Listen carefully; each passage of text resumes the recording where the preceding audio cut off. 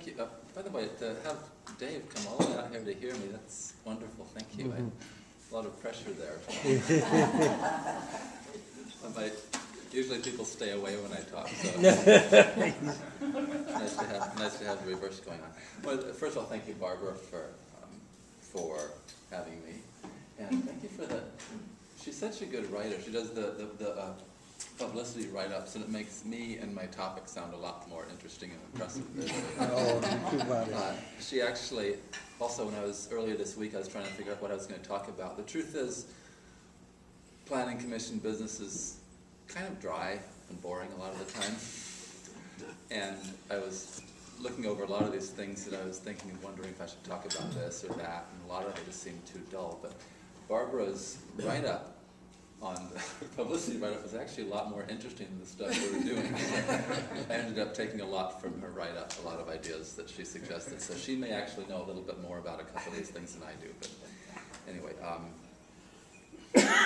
yeah, first a little background. I was a planning commissioner for 8 years in Pacifica, which I think is longer than anyone's ever been allowed to be planning commissioner for. I think they instituted term limits here because of me, including 3 years as commission chairman here, and I got appointed to the San Mateo Planning Commission in 2007, just a couple years or so ago, and got elected to my first term as chairman of the San Mateo Commission a few months ago it was. And I actually thought that was a great honor to be elected San Mateo chairman, but it turns out that there's one of the commissioners there is very talkative, and the chairman has the job of reining this person in and trying to keep things on track in spite of this person's efforts to the contrary. So it turns out it's not exactly such a plum job to have. But can I help you? Yeah. Why don't you do that, and I'll just give you I'll let you know, or whatever. That's okay. Anyway, the other planning commission will meet about twice a month, sometimes more or less. Sometimes we'll have visits to the sites. And it's similar to the Pacifica Planning Commission in that we're responsible for essentially determining what development is allowed throughout the unincorporated areas of the county. We'll be responsible for going to the sites themselves, which could be anywhere from La Honda to the unincorporated areas of Redwood City, and learning about each issue and so on, and then making judgments on that. In addition to making the judgments on the individual projects, like a subdivision or a winery I'll talk about later, we also are responsible for introducing new ordinances. We had a green building ordinance that came to us recently, which is one of the big accomplishments we achieved last year. It was an ordinance that mandates that every new commercial development over 3,000 square feet in San Mateo County, unincorporated, will be subject to these requirements to have, there's a litany of things that green building encompasses, but things like using materials that are more friendly to the environment, using less energy in the construction and less energy once the building is done. So we passed this last year that is really making good strides as far as making the building in the county come out more environmentally sound. And again, we're one of the leaders in the state on that, and we're very proud of that. Let's see. I'm going to just, again, I was trying to think of things to talk about. I'm going to just touch on some of the most important issues that have come up in the county and that are coming up in the future. One is, just to start out with a development project that's been proposed. There's something called the Big Wave development, which is, of course, down near Mavericks.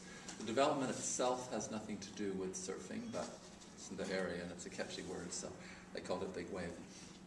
It's a development for disabled people. It's 70 housing units, basically. 50 of these housing units would be for disabled people, and 20 would be for their caretakers. And it's also to get this thing to make money, the developers are also including a proposal for 225,000 square feet of office development in a manufacturing zone. and this is again right down south of Devil's Slide. It's very close to us here. The offices would be in 50-foot tall, 3-story buildings, and so it would be a big development. And it's getting a lot of. You'll probably start to see more about it pretty soon because it's a big thing, and it's just coming. The EIR is going to be available. Environmental impact report that needs to be done for this will be available in about 2 months, and then you'll start to see, I think, a lot of interest generated because the ideas. They've got actually. Scott Holmes, I think a lot of you know Scott Holmes. He was our public works director for a long time here. He's one of the leading proponents of this project. He has a developmentally disabled daughter, and he's pushing this hard. The idea is to, again, combine the need for housing for these people with the need to make money and bring those together. And they've got a lot of support and a lot of opposition already building. It would be one of the, as you can guess, any big project on the coast. But the fact that it's developmentally disabled, I think, and it's such an obvious need here, is getting a lot of people lining up in support of it. By the way, as I go, if any have any questions on specific topics, please feel free to jump in. Yes. Is that in Montero or El Granada? And is it on the west side of one or the east side of one? I believe it's right near the airport, Princeton area. I don't know specifically where it is, but it's right there, close to the airport, I believe, on the west side. I think it's in the coast. West side of one? Of Highway 1, yeah. So it's a big deal. So it's not in Half Moon Bay? Not in Half Moon Bay proper. We actually have only jurisdiction over the unincorporated areas. Oh, We don't touch the city of Pacifica. We come right up. Our jurisdiction stops right at the city limits of Pacifica. And again, Half Moon Bay is incorporated, but we take care of El Granada, Moss Beach, Princeton, Montero, and then everything south of Half Moon Bay. That's within the coastal zone, isn't it? Yeah, it is. It's within coastal zone, which makes it.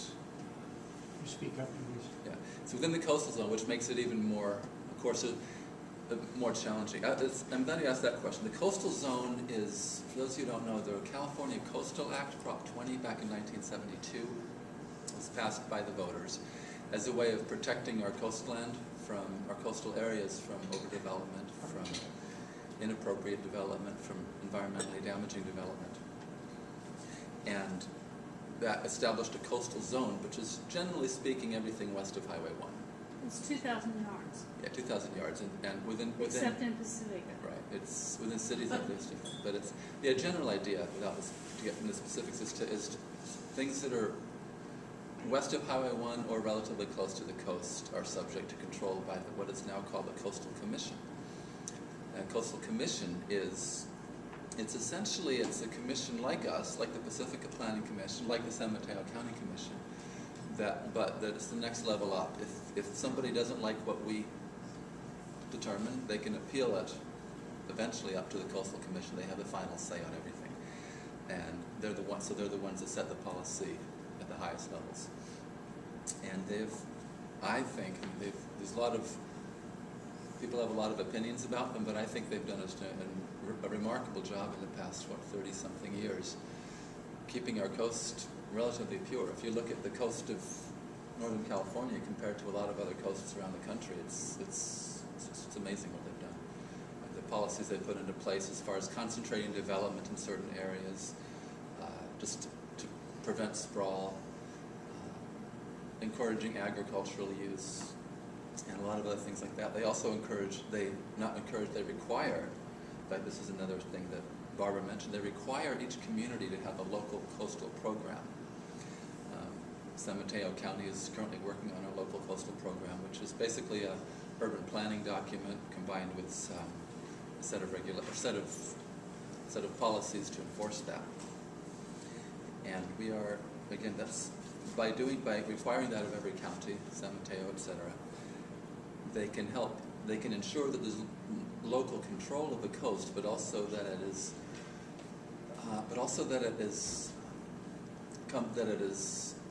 that the issue is taken seriously by the state as well. So they've done quite a good job of that. Suzanne? Yes, excuse me, it seems timely. I attended a supervisors meeting, a town hall meeting here, I think it was about a month ago, regarding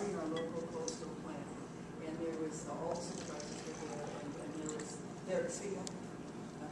I attended a meeting that was with all the county supervisors in Half Moon Bay. It was regarding our local coastal plan, and there was a proposal from the coastal commission to alter that or modify that, and it was looking for public input as to their recommendations. A lot of those recommendations would impact this project, okay, the Big Wave project.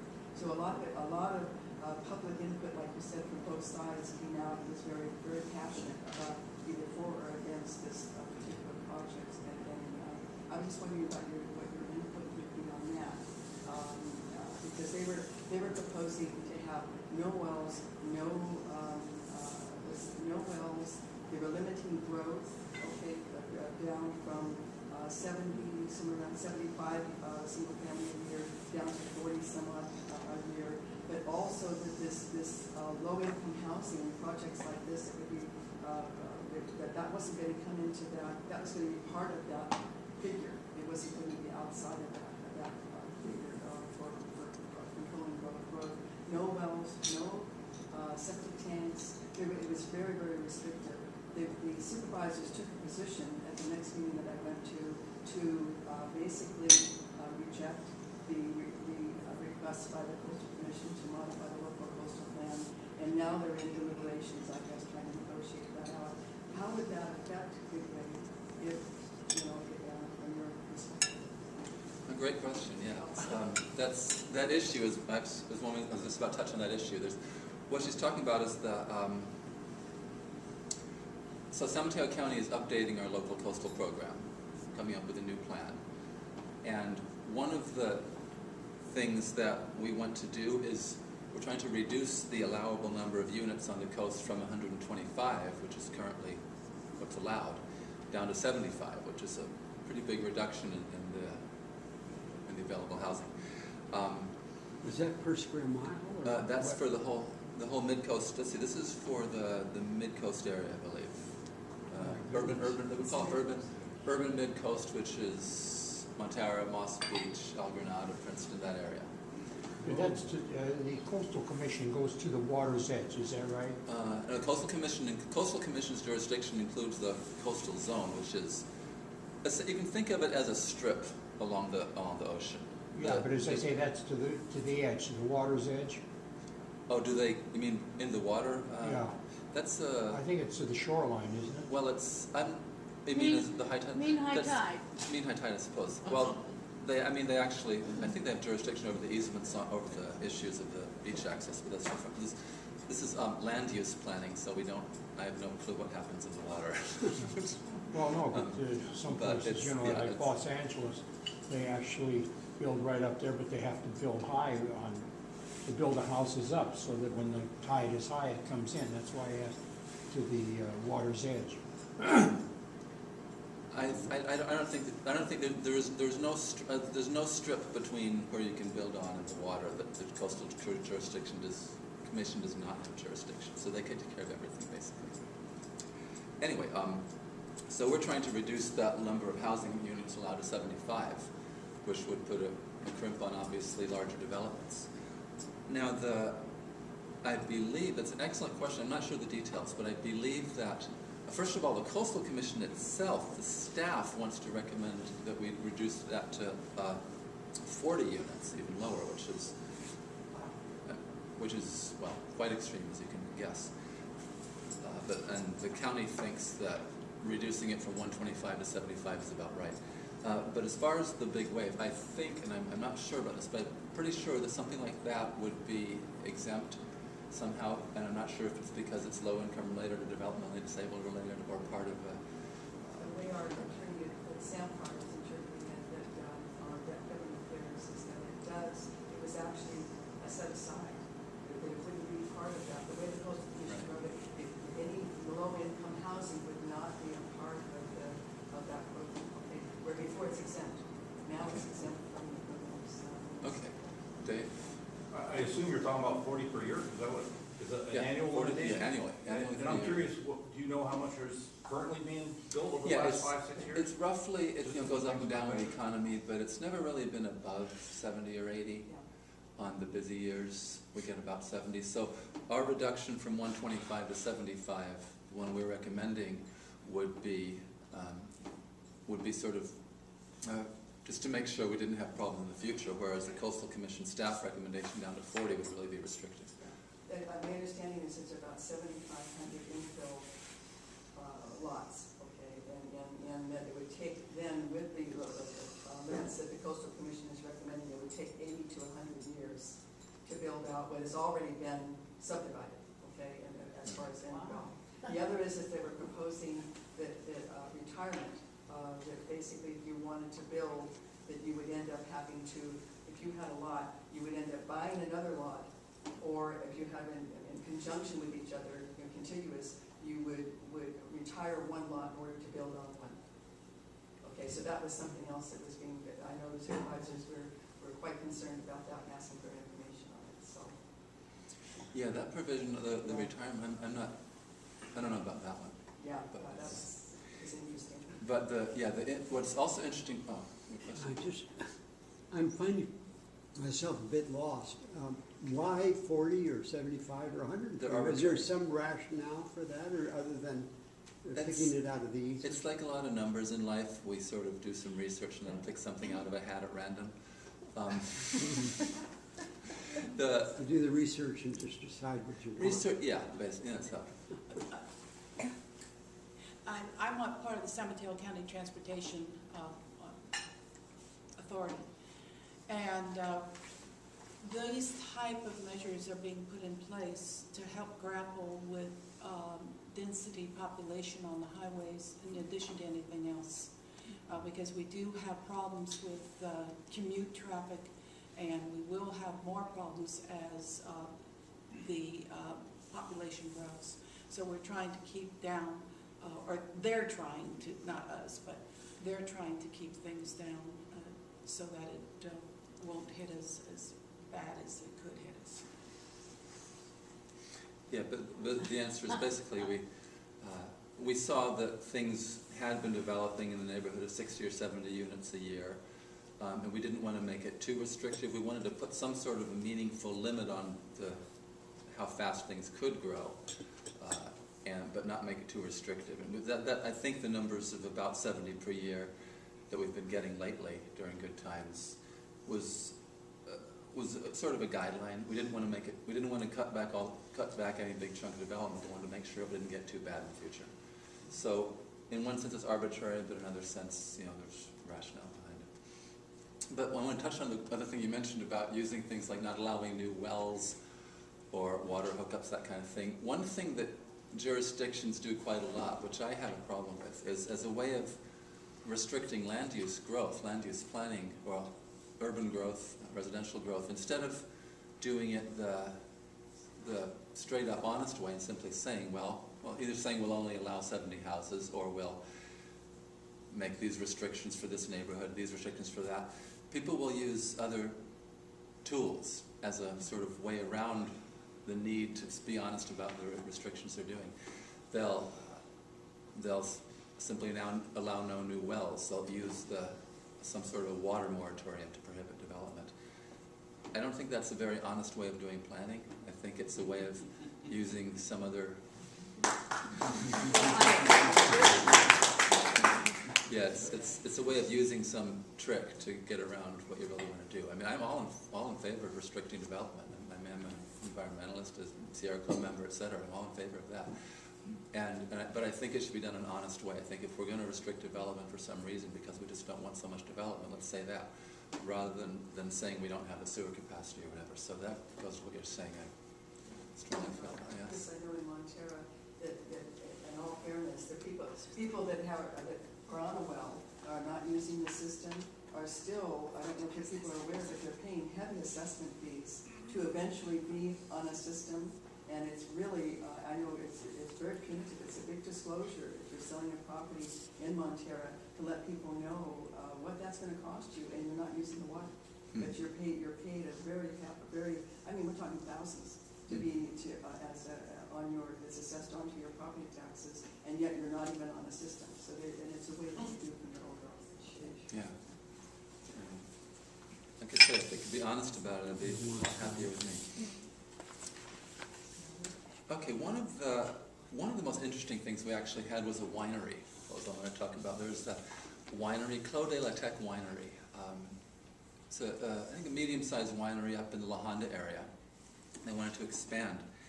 They were asking for rezoning of a large area of land, I think thousands of acres, all up along Skyline, up and down Skyline.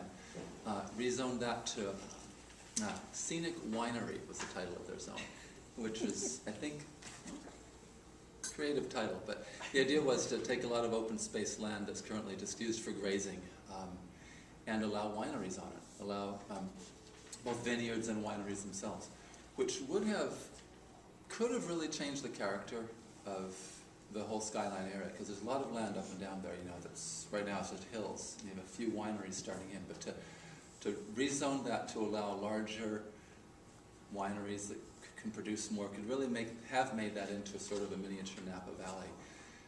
This issue came before us just a few months ago, and it's really one of the most significant issues that I've dealt with so far, the idea of having responsibility for, do we want to make that into, again, a Napa Valley area? We'll have more and more tourism going up and down Skyline, looking at the wineries, wine tasting, etc. It went back and forth for several months. Again, there's a lot of positions on either side of it. We ended up we decided against rezoning all that to be winery friendly, I guess you'd call it. It's still possible to build wineries up there, but we said no to making the whole thing, again, a miniature Napa Valley. I think it was the right choice. It would have changed that area too dramatically.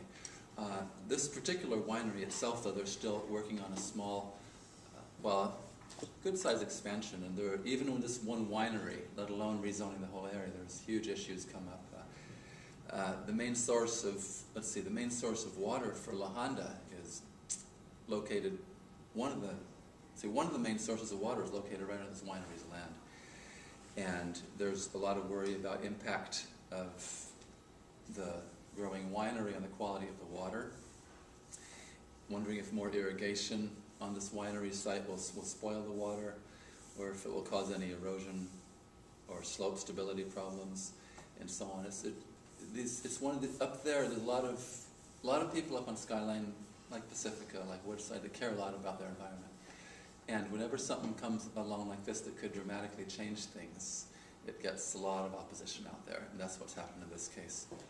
We'll probably give them approval for a smaller version of the winery that they wanted, without getting the rezoning that they wanted. We'll probably come to some sort of compromise, but that'll be coming up within the next few months. Chris, when they want to do that, don't they have to do some kind of a land survey? You were talking about erosion, and a lot of it is hilly, and if you don't plant it right, you're going to have terrible erosion. So does some kind of a land survey have to come with that? Is that part of your decision? Yeah. They have the applicant. There's a lot of burden on the applicant, as anyone who's in the business knows. A lot of burden on the applicant to provide studies, hire consultants, geological consultants, anything you can think of, all sorts of engineers and scientists, to determine whether or not these problems are real. Determine the effect on the water quality, the effect on the stability, and so on. So yeah, they hire that. They'll usually hire a consultant. The county will have a reviewing system where we hire our own geologists to review it. Same with the city as well. But yeah, it's a big burden, but it's necessary.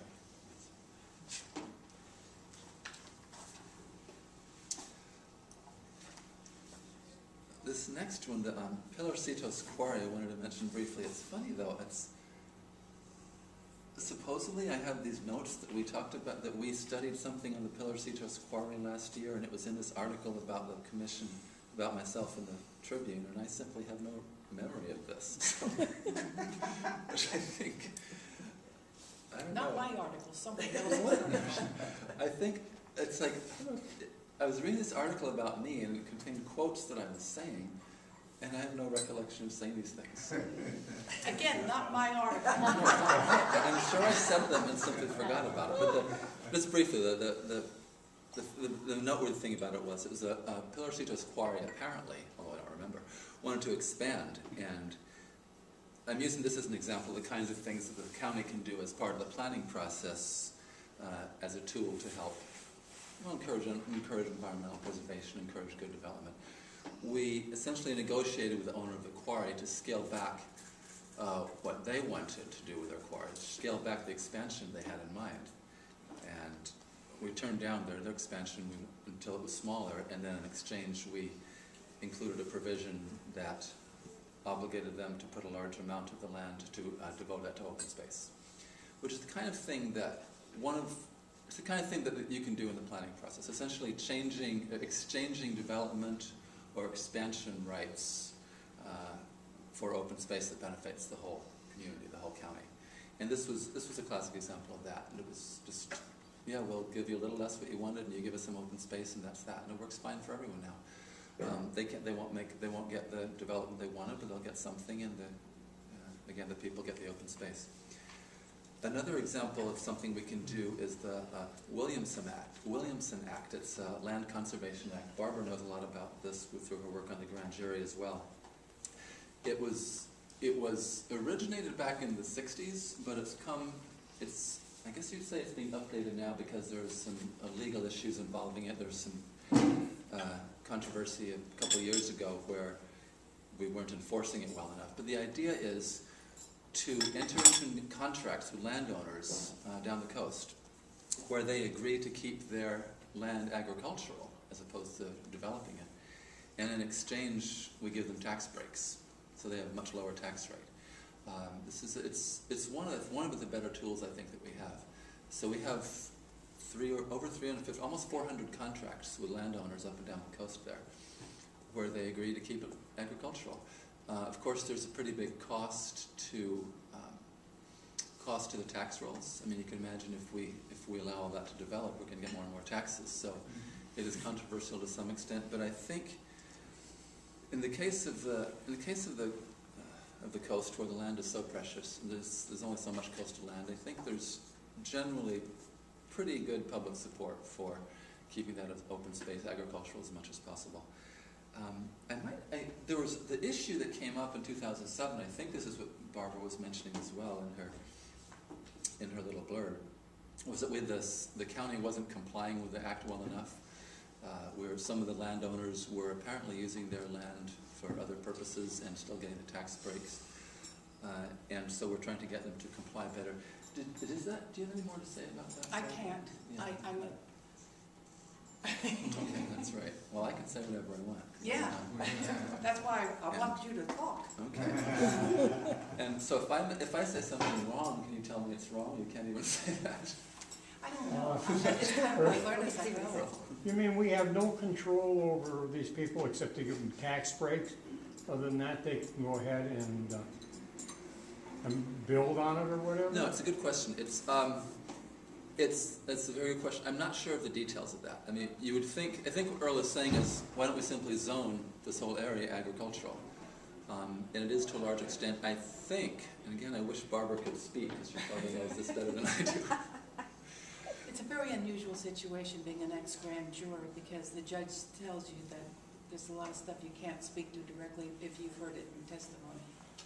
So she's just going to be sitting there wishing she could jump in and tell the truth instead of my guesstimate of the truth. But I think the bottom line is, I think agricultural zoning can go so far, and this arrangement, I think it may be either to protect properties from being rezoned, perhaps they're to. It's basically some sort of a voluntary zoning. That's what I said. Do we have no control over them rezoning it for something else? Then if we don't give them tax breaks? We have control. But again, I wish I knew the details on this. This is one of those things that I didn't come really well versed in to talk about the details. And I don't know why. Yeah, I can give maybe my impression of what I heard, and that is that because we're warned, again, for disclosure reasons, for selling agricultural property, to be really careful if it's being advertised with under the Williamson Act, because those benefits of tax breaks were being passed on, but yet the land was not being used, it didn't meet the criteria any longer. You're supposed to be producing some type of either farming or animals, something.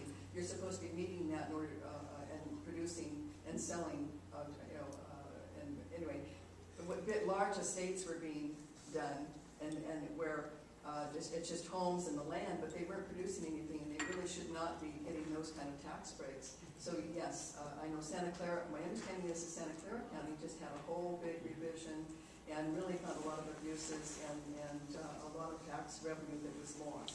Chris, I would like to add that if you go on the internet to the County of San Mateo Superior Court Grand Jury, 2008 to 2009, all of the reports that we have just written are published there.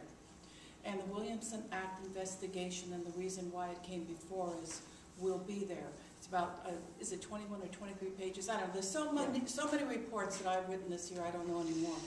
But the point is that it's a very interesting reading. So again, that's the grand jury website for the Was that Superior Court. information reasonably accurate what I just gave, Barbara? Yes, I think so. And Chris, just yesterday, I was at a meeting, or at the dentist, in San Mateo, and I came home by Highway 1, because sometimes that's fun to do when it's still daylight. And I was very surprised, so I think it's working. I think you are getting more farmers to actually use their land to produce. On the east side of Highway 1, it was past Half Moon Bay, it was right around where all those big flower seed places are.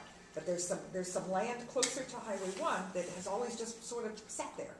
And it wasn't being grazed, there weren't any fences. I mean, and I always thought, wow, what a waste, this isn't being used. They must have been getting a tax break, but not using it to plant, because now it's planted. Yeah. It was amazing. It was acres and acres and acres of like a truck garden kind of thing. You know, I thought that we're gonna see this stuff at the farmer's market.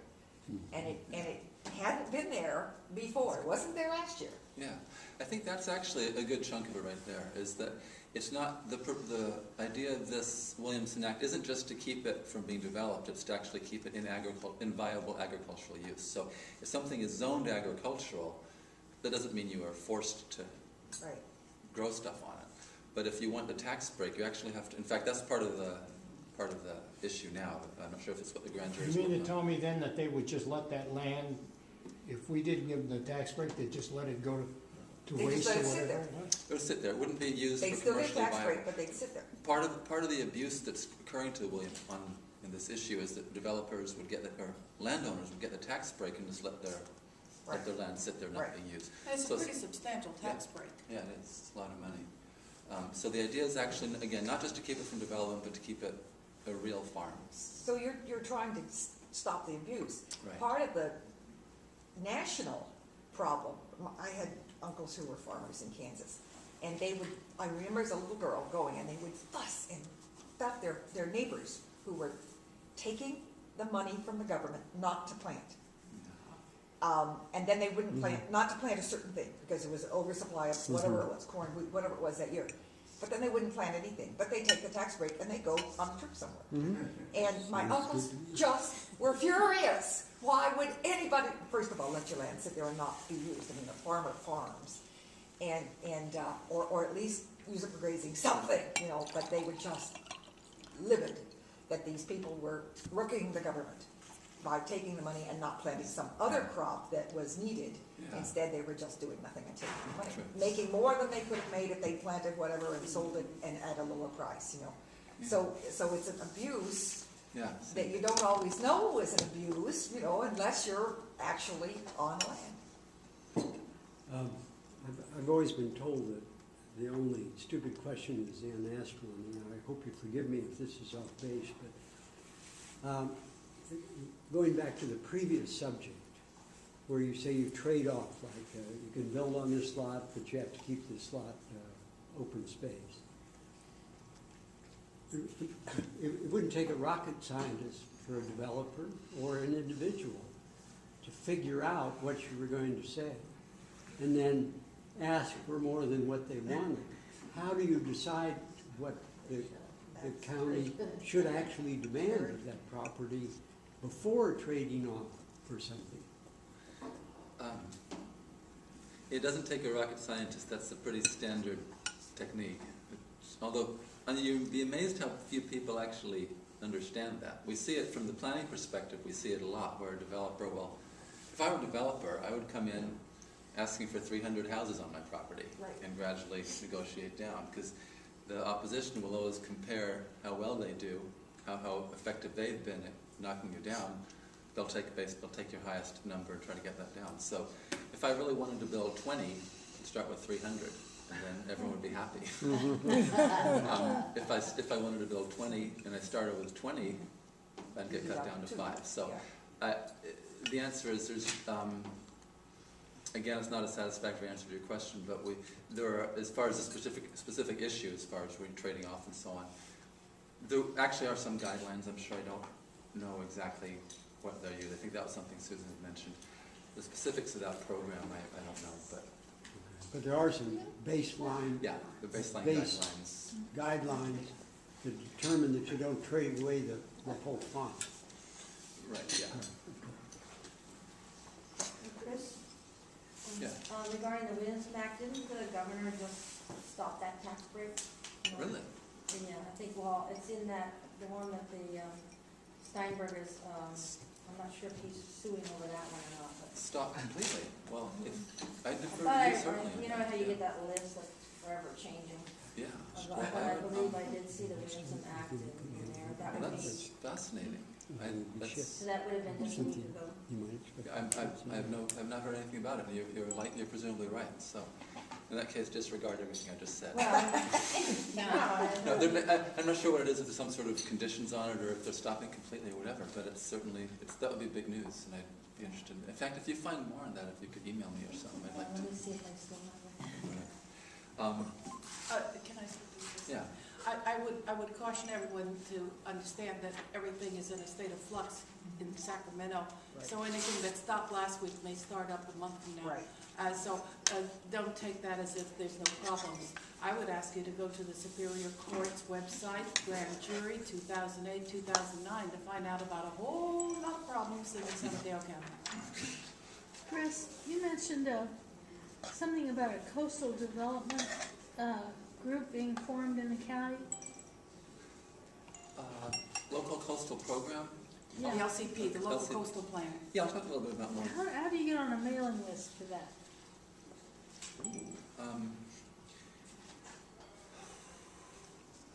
I would check with The Board of Supervisors, Board of check with the Board of Supervisors, Supervisors. yeah, with the Planning Department or Board of Supervisors, they can direct you. It's what it is it's How do you say that again, local? local coastal program. It's what it is they're at the input stage now, where they're getting input. I believe a committee with representatives from all around the county, different interests, I think. It's also known as the LCP, which is the Local Coastal Plan. So Yeah, the local coastal program is, Local Coastal Plan, LCP. The plan is an element of the local coastal program, which Right. makes everything work. Dave? Pacifica does have its own local coastal plan, and you can go to our planning department and tell them to be on the list if any changes or anything comes up, to be on our mailing list. There is Yeah. one for our town as well. That's right. Thanks, Dave. Yeah. So you if you're interested in the county-wide, you would contact the Board of Supervisors in Redwood City. Okay. If you're interested in the city of Pacifica, you can call the planning department. Yeah, And of course I know Chris, that. there's also the Association of the Bay Area Governments, ABAG. I think on their website, they might deal with the Mid-County LCP information. I'm not sure, but I think they might. ABAG. Yeah, they should certainly be involved. The local coastal program is we've been working on it for about 2 years now, and we're, I think, aiming for, let's see,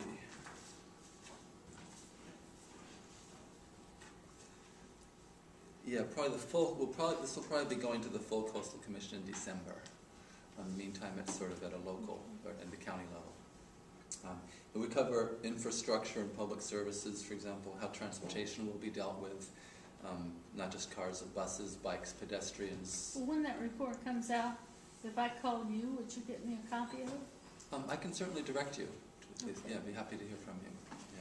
Yeah. Yeah, you know, I'd like to comment on Pacifica's coastal status relative to the coastal zone. I'm not sure how many of you know this, but when the Coastal Commission was formed, the late Grace McCarthy was a member of the original commission. And when they formed the zone, 2,000 yards, which if you think about it, it's like 2 football fields.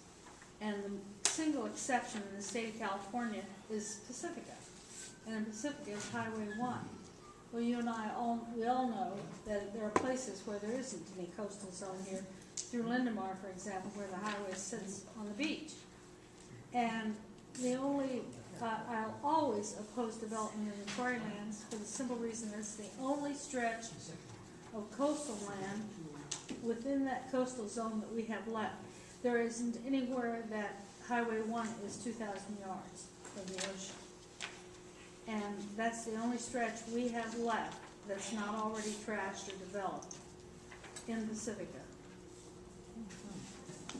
200 yards or 2,000? 2,000. 2 football fields is 2,000. 200 yards. I'm sorry, 2,000. 20 football fields. 20 football fields. Yeah, sorry. Yeah, so another, let's see, the coastal, one other thing about Coastal Commission, it was established in 1972 again.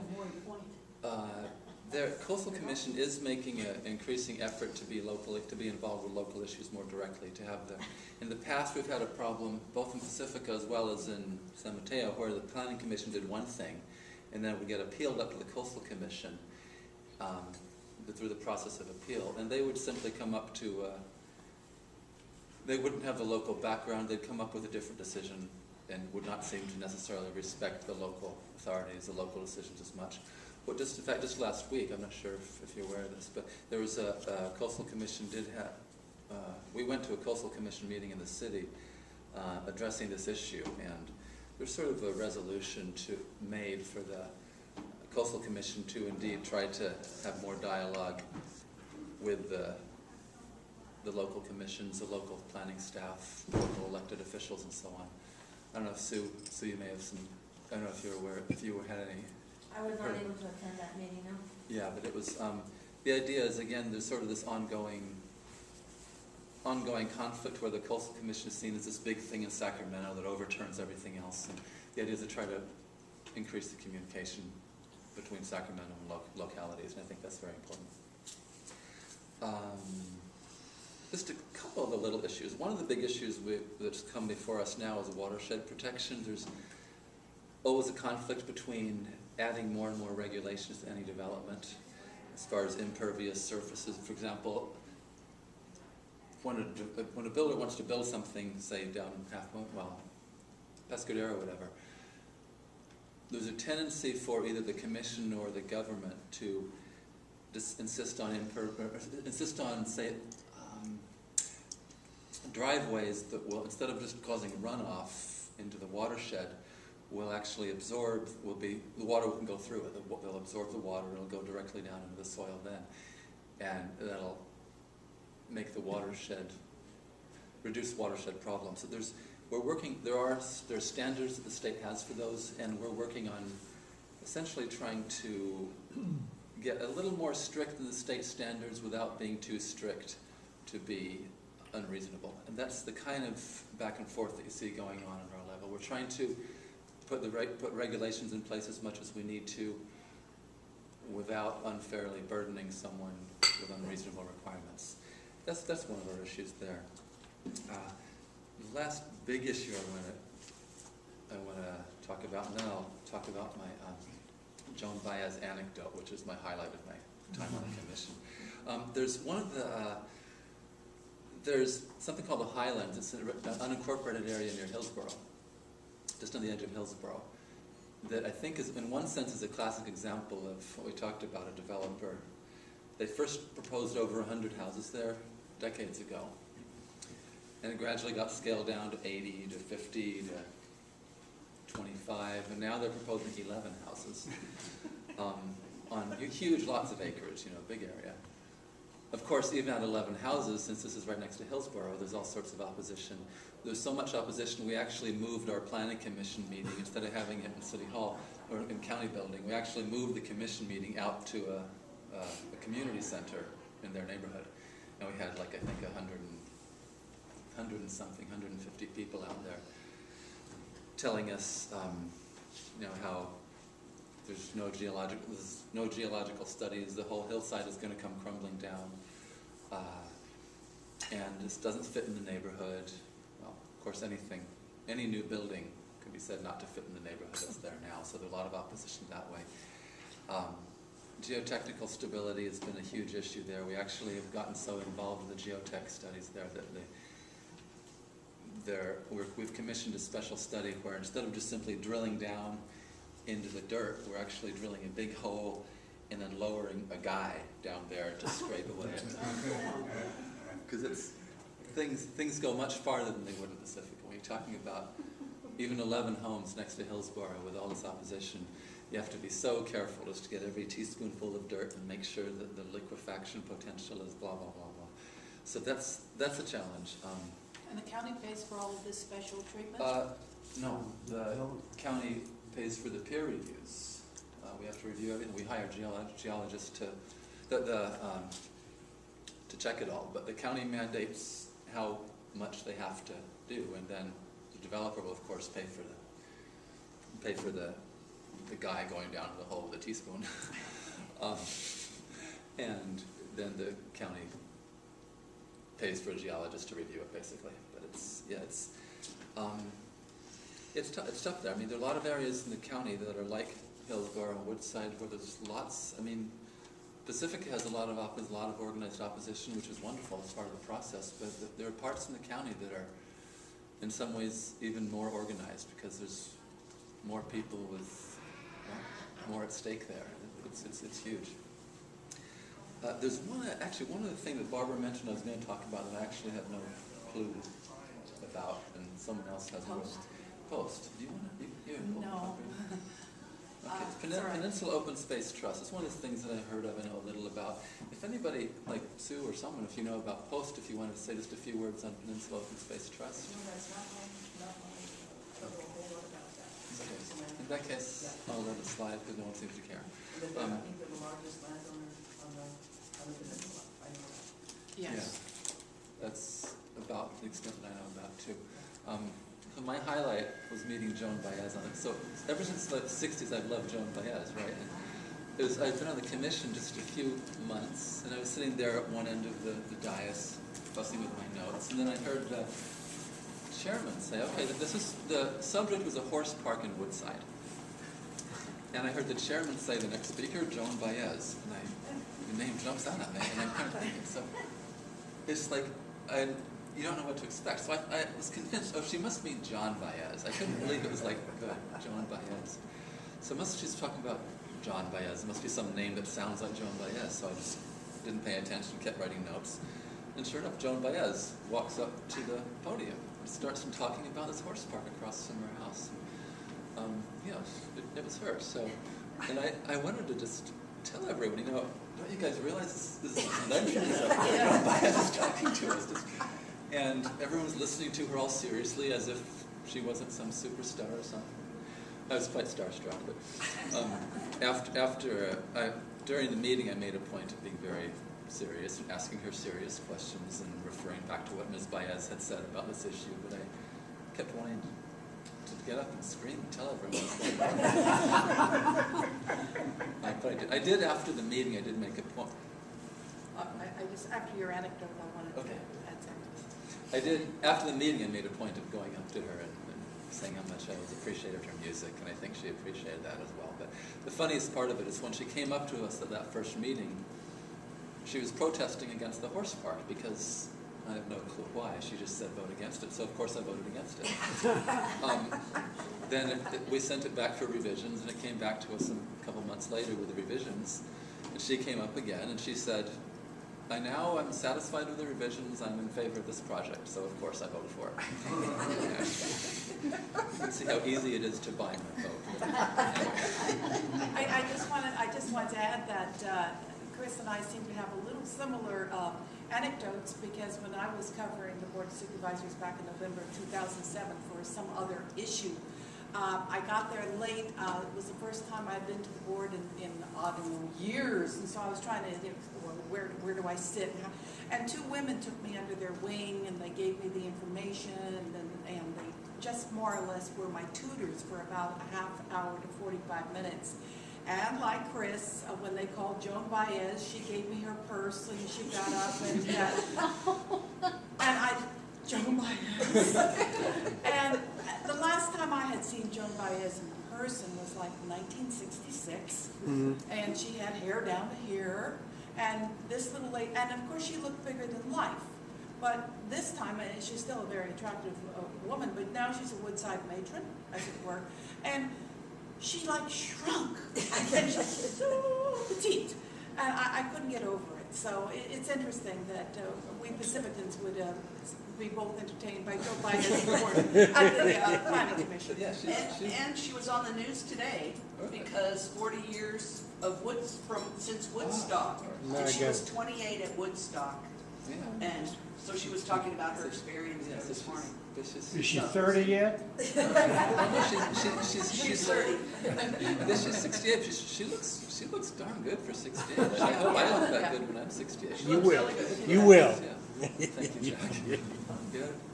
Well, my question is kind of boring in this, but anyway, I have a question about the pervious material for roads or driveways. That's the way to talk about Joan Baez. I have a No, Joan wait. Baez story. What? I have a Joan Baez story. When I was in college forever, I worked at the Fairmont Hotel at the same time. And when Joan Baez came to register at the hotel, there was a phone in with a phony name, and I put her on a suspicious watch list.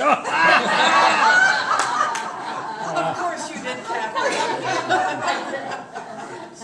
We have no doubt. We sorted it out when she checked in. Okay, I guess now we can deal with the previous. What I want to know is, did she sing her comments?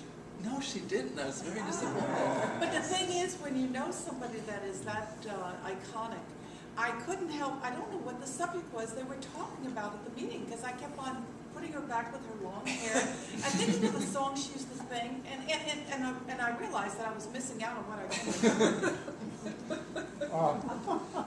Joan Baez comment. No, it isn't. Let's go to the pervious. This is actually serious. Okay, pervious. I live in a townhouse complex at the top of Fassler, and we're like right on the cliff, right, or on the edge, and we just rebuilt our road, and I asked someone, why didn't we do the pervious stuff? And they said, because we were on the hill, that allowing the water to go down through the pavement would make the ground underneath less stable.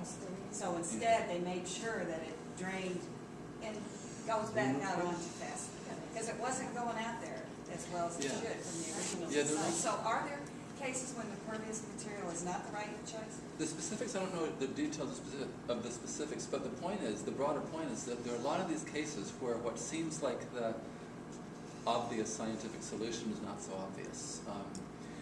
Again, that comes up a lot with, we'll get public opposition to a project based on what seems to be pretty obvious science from a layman's perspective, but it turns out that the truth is not that way at all. This is one reason I tend to rely quite heavily on engineers and scientists for these issues, rather than trying to solve things sort of more layman level. I don't know the answer to that question, but I'm pretty sure that you're right in that it is more complex than it might seem. Chris, what, Kathy? hang on.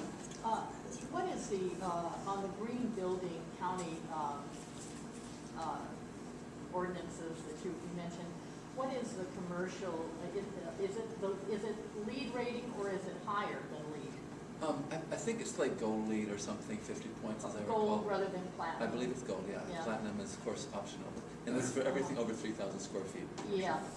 I saw an article on it, and I thought it said platinum, and I'm going, oh, boy, that's No, high.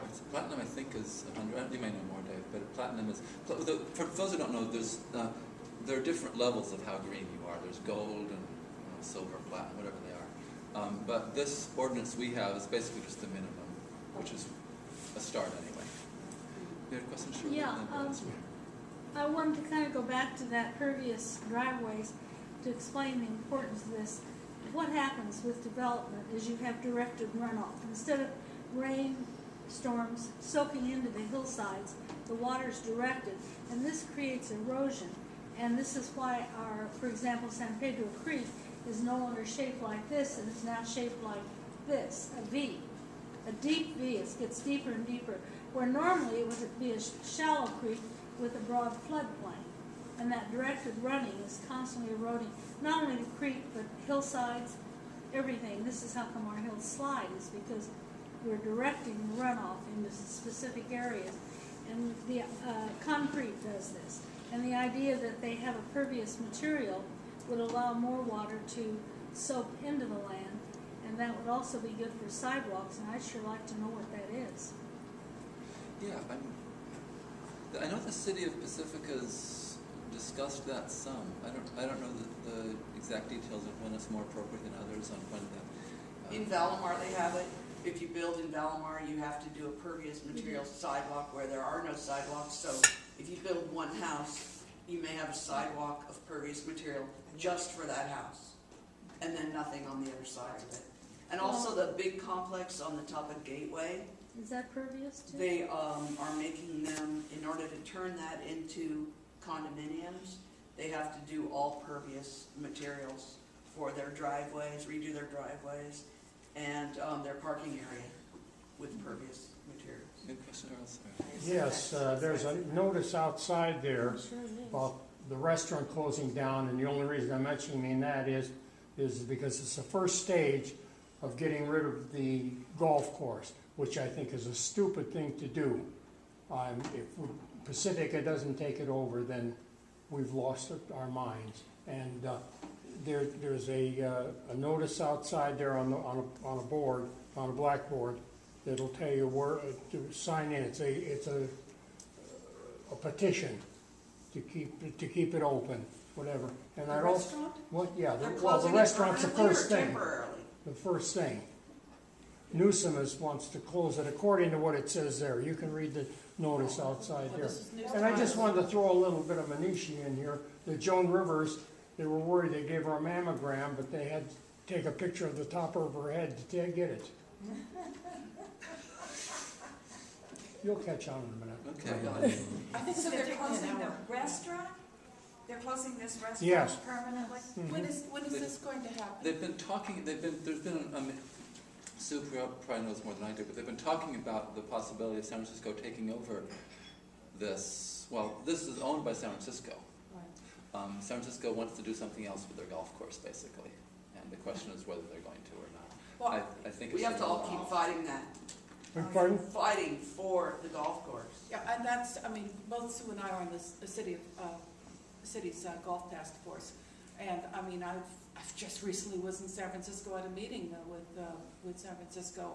I hadn't heard anything about the Sharp Park restaurant being shut down. Is there a definite date that has been cited here? There's a notice out there that'll explain it, that there's a petition that Gavin Newsom wants to close the restaurant. Question? Oh, once. I was just curious about the winery project. Yeah. Kind of like that one. I think it'd be kind of neat, you know. I'm just wondering what might come out of that, something like one or two new wineries, or what is that? Or they just want to put more growing, more crops in? And then has anybody sort of floated the idea or looked like they may want to have an outdoor concert type thing up there by any chance? Or? I've never Like heard the that Mountain idea, Winery? no. I've Yeah, never the winery. Mountain Wine, yeah. Why not? They have one in Marin. And in Saratoga. And Yeah, Saratoga, it's, yeah. Saratoga. I've never heard that realized one. idea. Who knows? I mean, it's a little bit up in the woods, but people like that sometimes. Maybe so. I've never heard that. But as far as the winery, it's yeah. I think there'll still be some small wineries going in, small vineyards and wineries. But the idea of rezoning it, because they are allowed with approval. The idea of rezoning a large swath of the whole Skyline area to allow wineries, which would have really encouraged a whole mess of them going in without any additional approval. That was what we turned down, basically.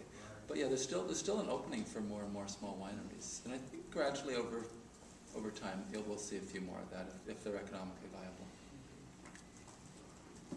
Yeah, that's all the material I have. Any other questions on any of the subjects or anything, feel free. You probably won't see any new wineries going in recently, soon, because the price of grapes is so low. The crop is so good, did you hear that? The crop is so good this year, that Sour grapes.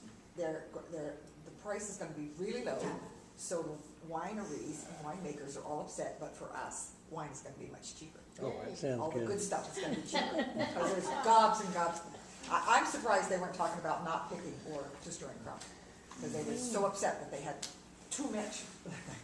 In this economy, who has too much of anything? So I was like, oh, this is amazing. $1 Chuck. Yeah. $1 Chuck, there we go. So I don't suppose there'll be any new wine vineyards being planted until the price goes back up, but. Thanks. Susan? I read the notice outside, and it's basically saying, asking you to sign a petition to save the restaurant and golf course. It's being sent to Gavin Newsom. That's what they're asking you to do. Oh, okay, then basically it sounds as if And it's it's the online. same, it's It's the an same online issue one. we've been Yeah. grappling with forever and a day. They're just Still- It's not just pinpointing the No, restaurant. they're just threatening. Where is it? I read, the notice will show you a directory outside. It's at Chalkboard. Okay. Any other questions? I have a question. My question is, who has the sign-up sheet for the Fog Fest in front of them? Right here. Okay, has everyone seen the sign-up sheet for the Fog Fest? Because it's gonna happen next month, and it's broken into 2 days, and with 2-hour shifts and 4 shifts in a day, 3 people to a shift. If you can help us, we would ask that you join us and sign up on this sheet, if you would, today. Lori asked me to tell you he'll sign up for 2 shifts, but he didn't, he'll have to do it later, okay? Okay, very Okay? good. And we're trying to have the Democrats booth next to the library, again, like it was last year. It's very convenient for those who are after the vote from. Exactly. Oh, yeah, it's not changed now. How about parking? Parking? Yeah, I mean, the last time I